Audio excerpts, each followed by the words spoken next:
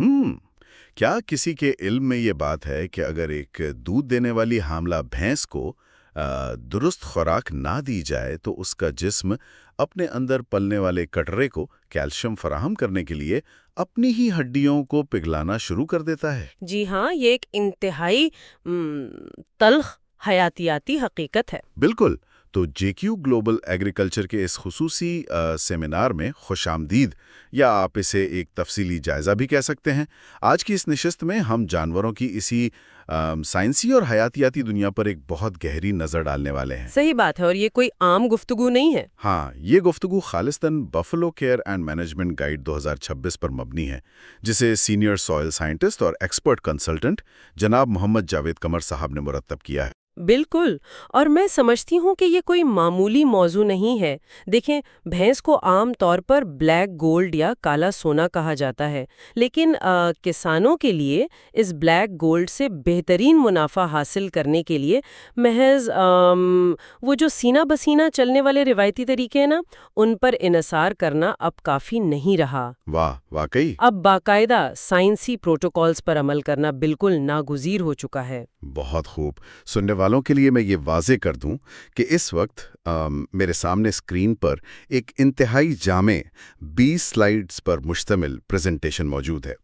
ہم اس حیاتیاتی سائیکل کو سمجھنے کے لیے اس پوری پریزنٹیشن کا ترتیب وار جائزہ لیں گے، کیونکہ اس کا ہر مرحلہ اگلے مرحلے سے جڑا ہوا ہے۔ ہاں، کوئی بھی کڑی چھوڑی نہیں جا سکتی۔ تو بلا تاخیر اب ہم اگلی سلائیڈ کی طرف بڑھتے ہیں، جس کا عنوان ہے بفلو کیئر اینڈ مینجمنٹ۔ تو اس سلائیڈ کا پہلا نقطہ تو یہی ہے کہ یہ شاندار پریزنٹیشن جناب محمد جاوید قمر کی جانب سے پیش کی گئی ہے۔ بالکل، اور جو دوسرا اہم نقطہ اس میں ہے وہ یہ کہ یہ گائیڈ لائنز زراعت نامہ خیبر پختونخوا اور جو جدید ویٹرنری ریسرچ ہے ان کی ٹھوس بنیادوں پر مرتب کی گئی ہیں۔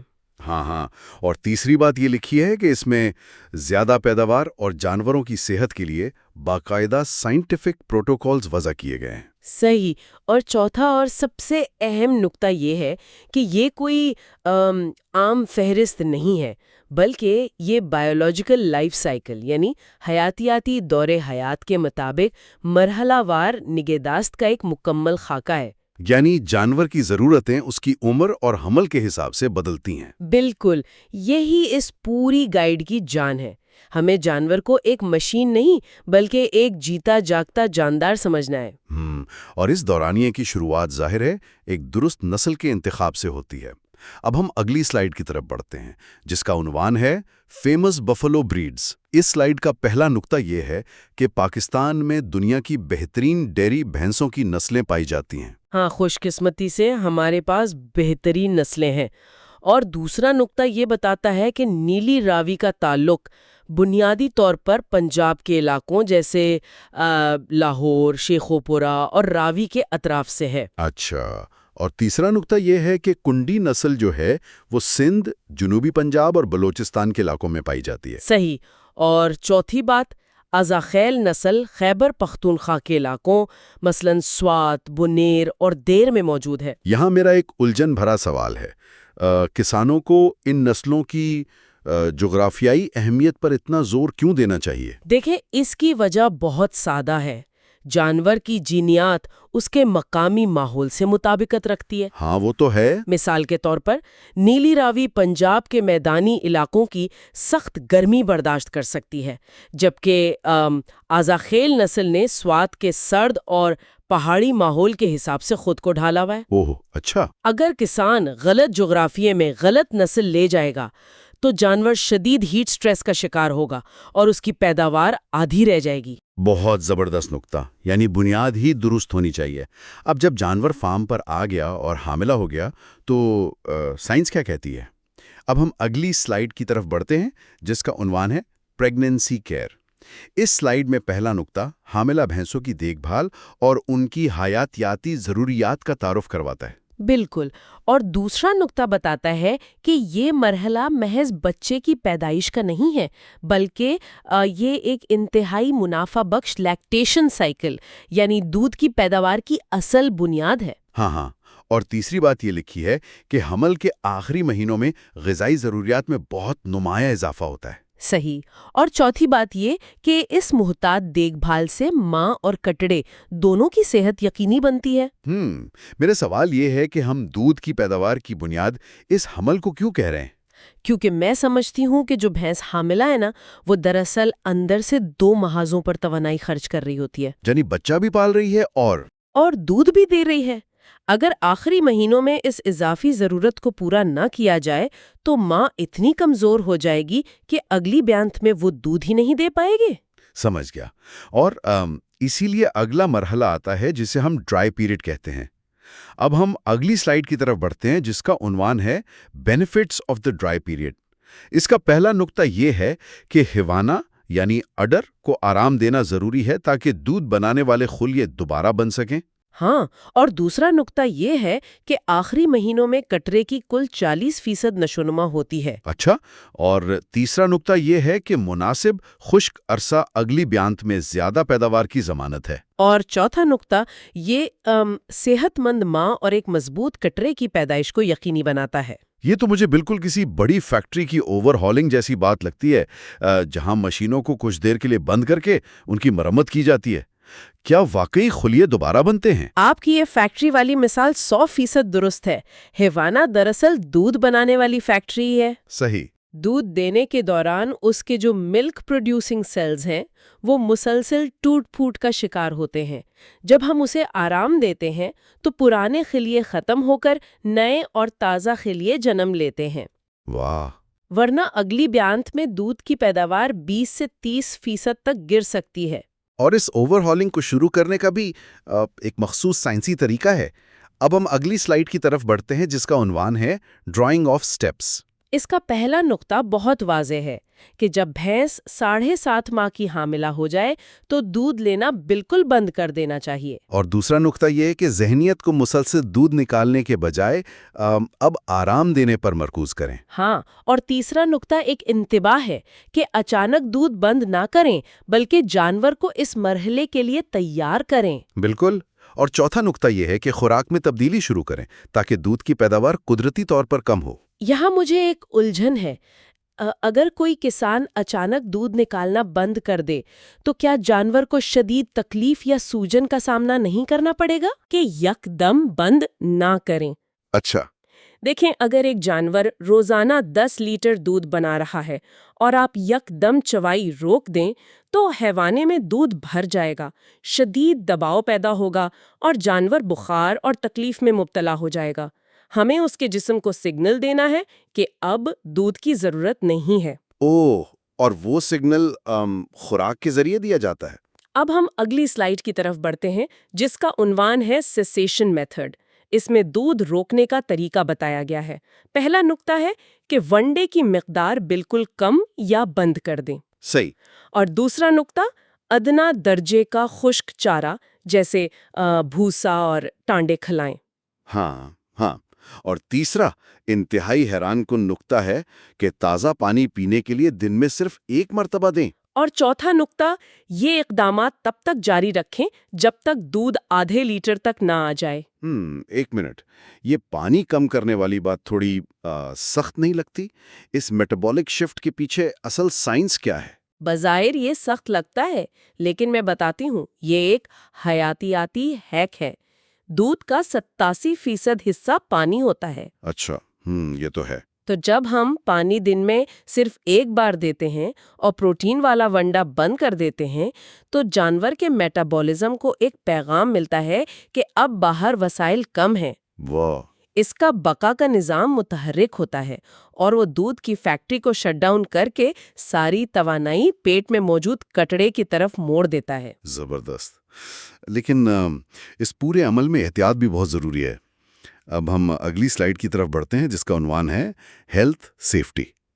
اس سلائیڈ کا پہلا نقطہ یہ ہے کہ دودھ کی بندش کے دوران کبھی بھی 1 دن کا وقفہ نہ کریں. ہاں، اور دوسرا نقطہ یہ ہے کہ اس غیر قاعدہ چوائی سے ساڑوں یعنی میسٹائٹس کا خطرہ تیزی سے بڑھتا ہے. بالکل. تیسرا نقطہ ہے کہ جب تک دودھ قدرتی طور پر کم نہ ہو روزانہ چوائی جاری رکھیں. اور چوتھا نقطہ، اس وقت حیوانے کی حفاظت مستقبل کے بڑے نقصان سے بچاتی ہے. میں اکثر سنتا ہوں کہ لوگ एक दिन छोड़कर चुवाई करते हैं, क्या वो गलत करते हैं? वो एक बहुत बड़ी हयातियाती गलती करते हैं। अच्छा। जब आप एक दिन दूध नहीं निकालते तो हैवाने में रुका हुआ दूध जरासीमों के लिए एक बेहतरीन दावत बन जाता है। वहाँ बैक्टीरिया तेजी से फैलते हैं और साड़ू पैदा करते हैं जो थन को हमेशा के लिए ज़ाया कर सकता है। यानी रोजाना निकालना है, बस मिकदार खुद ब खुद कम होने का इंतजार करना है, और जब मिकदार कम हो जाए तो अगला कदम उठाना है। अब हम अगली स्लाइड की तरफ बढ़ते हैं जिसका उन्वान है फाइनल ड्राई ऑफ। पहला नुक्ता ये है कि जब दूध आधे लीटर पर आ जाए तो आखिरी चुवाई करें। बिल्कुल। और दूसरा नुक्ता, इसके बाद दूध निकालने का अमल मुकम्मल बंद कर दिया जाए। सही। तीसरा नुक्ता जो कि बहुत अहम तिब्बी इक़दाम है वो ये कि आखिरी चुवाई के फौरन बाद हर थन में लॉन्ग एक्टिंग एंटीबायोटिक ट्यूब्स लगानी हैं। और चौथा नुक्ता, इसे खुश्क अरसे में साड़ू के इम्कानात बिल्कुल सिफर हो जाते हैं। अगर जानवर सेहतमंद है तो ये एंटीबायोटिक क्यों? क्योंकि ये एक हिफाजती तय है। जब हम आखिरी चुवाई करते हैं तो थन का सुराख कुछ देर के लिए खुला रहता है। हाँ। चूंकि अब हम 2 माह तक इस थन को हाथ नहीं लगाएंगे तो वो लॉन्ग एक्टिंग ट्यूब अंदर जाकर एक सील बना देती है ताकि इन 2 महीनों में कोई जरासीम अंदर ना जा सके। जबरदस्त। अब फैक्ट्री बंद हो गई और रिचार्जिंग शुरू हो गई। अब हम अगली स्लाइड की तरफ बढ़ते हैं जिसको अनवान है क्लोजअप फीडिंग। इसका पहला नुक्ता है कि पैदाइश से 1 माह पहले खुराक का सख्त इंतजाम करना पड़ता है। सही। और दूसरा नुक्ता ये है कि इस इंतहाई अहम मरहले को हम साइंसी इस्तिलाह में क्लोजअप फीडिंग कहते हैं। और तीसरा नुक्ता है कि हामिला भैंस को हजम होने वाला सब्ज चारा जैसे साइलेज खिलाएं। और चौथा नुक्ता, इससे कटड़े की सेहत बेहतर होती है और मुस्तकबिल में ज्यादा पैदावार मिलती है। साइलेज ही क्यों? आम चारा क्यों नहीं खिला सकते? ये एक बहुत तकनीकी सवाल है। पैदाइश से 1 माह पहले कटड़े का हजम इतना बड़ा हो जाता है कि वो भैंस के मेदे को अंदर से दबाता है। अच्छा। जगह कम रह जाती है, इसलिए वो ज्यादा खा नहीं सकती। तो हमें ऐसी खुराक चाहिए जो थोड़ी सी जगह घेरे लेकिन उसमें तवानाई बेपना हो, और साइलेज यही काम करता है। और इस तवानाई को मजीद बढ़ाने के लिए कुछ और भी शामिल करना होता है। अब हम अगली स्लाइड की तरफ बढ़ते हैं जिसका उन्वान है प्री गैल्विंग डाइट। पहला नुक्ता है कि इस आखिरी 1 माह में रोजाना 3 से 4 किलोग्राम वंडा खिलाएं। बिल्कुल। और दूसरा नुक्ता यह है कि रोजाना 50 से 100 ग्राम मिनरल मिक्सचर या डीसीपी शामिल करें। हाँ। तीसरा नुक्ता, ये खुराक कटड़े की हड्डियों और खुलियों की नशोनुमा करती है। और चौथा नुक्ता, ये माँ को बयानत की शदीद मुशक्कत यानी काविंग स्ट्रेस के लिए तैयार करती है। ये वही डीसीपी है ना जिसके ना होने से भैंस अपनी हड्डियां पिघलाती है, जिसका जिक्र हमने शुरू में किया था। बिल्कुल वही। डीसीपी का मतलब है डाई कैल्शियम फॉस्फेट। इस वक्त अंदर कटड़े का पूरा ढांचा बन रहा होता है। सही। अगर हम बाहर से ये कैल्शियम फराहम नहीं करेंगे तो माँ का जिस्म खून में कैल्शियम की सतह बरकरार रखने के लिए अपनी ही हड्डियों से कैल्शियम निचोड़ लेगा, जिसके नतीजे में ब्यांत के फौरन बाद भैंस शदीद बुखार में मुब्तला होकर गिर जाती है, जिसे मिल्क फीवर कहते हैं। ये तो वाकई बका की जंग है। अब हम पैदाइश के बिल्कुल करीब आ गए हैं। अब हम अगली स्लाइड की तरफ बढ़ते हैं जिसका उन्वान है काविंग पेन। पहला नुक्ता यह है कि मुतवक्का पैदाइश से 10 दिन कबल भैंस को रेवड़ से अलहदा कर दें। और दूसरा नुक्ता, ब्यांत वाली ये जगह कम से कम 100 मुरब्बा फुट होनी चाहिए। हाँ। तीसरा नुक्ता, खुश्क पराली या घास से नरम और साफ बिस्तर बनाएं। और चौथा नुक्ता ये है कि ख्याल रखें कि भैंस आसानी से उठ बैठ सके और रात को उसकी खास निगरानी करें। ये तो ऐसे ही है जैसे इंसानों में हॉस्पिटल का लेबर रूम तैयार किया जाता है। जी हाँ, ये मवेशियों का जच्चा बच्चा वार्ड ही है। अलहदगी इसलिए जरूरी है कि जानवर पैदाइश के वक्त फितरी तौर पर तन्हाई चाहता है। बिल्कुल सही। और साफ बिस्तर इसलिए ताकि जब कटड़ा जमीन पर गिरे तो उसकी नाफ के जरिए कोई खतरनाक इन्फेक्शन खून में शामिल ना हो। वाह। और फिर पैदाइश का वक्त आता है। अब हम अगली स्लाइड की तरफ बढ़ते हैं जिसका उन्वान है बर्थ मैनेजमेंट। इसका पहला नुक्ता है कि ब्यानत के वक्त खामोशी से कुदरती अमल का जायजा लें। हाँ। और दूसरा नुक्ता, قدرتی پیدائش کے عمل میں 3 گھنٹے سے زیادہ کا وقت نہیں لگنا چاہیے۔ صحیح۔ تیسرا نقطہ ہے کہ کٹڑا پھنسنے یا تاخیر کی صورت میں فوراً مستند ویٹنری ڈاکٹر سے رجوع کریں۔ اور چوتھا نقطہ، بر وقت طب امداد بھینس اور کٹڑے دونوں کی زندگی بچاتی ہے۔ یا کسان اگر اپنے دیسی ٹوٹکے آزمائیں تو کیا نقصان ہے؟ بہت نقصان ہے۔ دیسی ٹوٹکوں سے اکثر جانور کا رحم پھٹ سکتا ہے یا شدید انفیکشن ہو سکتا ہے۔ اوہ، یہ تو خطرناک ہے۔ بالکل۔ یہ جو 3 گھنٹے کا وقت ہے نا، یہ قدرت کا طے کردہ ہے۔ اگر بچہ اس سے زیادہ دیر پھنسا رہے تو اس کی آکسیجن بند ہو سکتی ہے اور وہ دم گھٹنے سے مر سکتا ہے۔ اس لیے ڈاکٹر کی مداخلت ضروری ہے۔ اور اگر سب نارمل رہے تو فوراً بعد کا مرحلہ آتا ہے۔ اب ہم اگلی سلائیڈ کی طرف بڑھتے ہیں، جس کا عنوان ہے نیو بورن کیئر۔ پہلا نقطہ ہے کہ پیدائش کے فوراً بعد کٹڑے کا منہ اور نتھنے صاف کریں تاکہ سانس بحال ہو۔ صحیح۔ اور دوسرا نقطہ، کٹڑے کے جسم کو صاف تولیے سے خشک کریں۔ ہاں۔ تیسرا نقطہ ہے کہ کٹڑے کو بھینس کے سامنے رکھیں تاکہ وہ اسے چاٹ سکے۔ اور چوتھا نقطہ، ماں کے چاٹنے سے خون کی گردش اور سانس لینے کے عمل میں بہتری آتی ہے۔ یہ جو چاٹنے والا عمل ہے، کیا یہ محض جذباتی ہے یا اس کی کوئی سائنسی حقیقت بھی ہے؟ میں بتاتی ہوں، یہ خالصتاً ایک سائنسی محرک ہے۔ اچھا۔ ماں کی زبان کی رگڑ کٹڑے کے اعصابی نظام کو ایک بجلی کے جھٹکے کی طرح جگاتی ہے۔ اس سے اس کے پھیپھڑے کھلتے ہیں، خون کی روانی تیز ہوتی ہے اور وہ اپنے پیروں پر کھڑا ہوتا ہے۔ سبحان اللہ۔ اب اس دور حیات کا ایک انتہائی نازک مرحلہ شروع ہوتا ہے۔ اب ہم اگلی سلائیڈ کی طرف بڑھتے ہیں، جس کا عنوان ہے کولوسٹرم بولی۔ ہدایات کے مطابق اس کا پہلا نقطہ یہ ہے کہ پیدائش کے 30 سے 60 منٹ کے اندر کٹڑے کو بولی پلائیں۔ ہاں، اور دوسرا نقطہ، پہلے 6 گھنٹوں میں کم از کم 3 لیٹر بولی پلانا سائنسی طور پر انتہائی اہم ہے۔ بالکل۔ تیسرا نقطہ، یہ کٹڑے میں بیماریوں کے خلاف عمر بھر کی قوت مدافعت پیدا کرتی ہے۔ اور چوتھا نقطہ یہ کہ اس میں عام دودھ کے مقابلے میں پروٹین اور منرلز بہت زیادہ ہوتے ہیں۔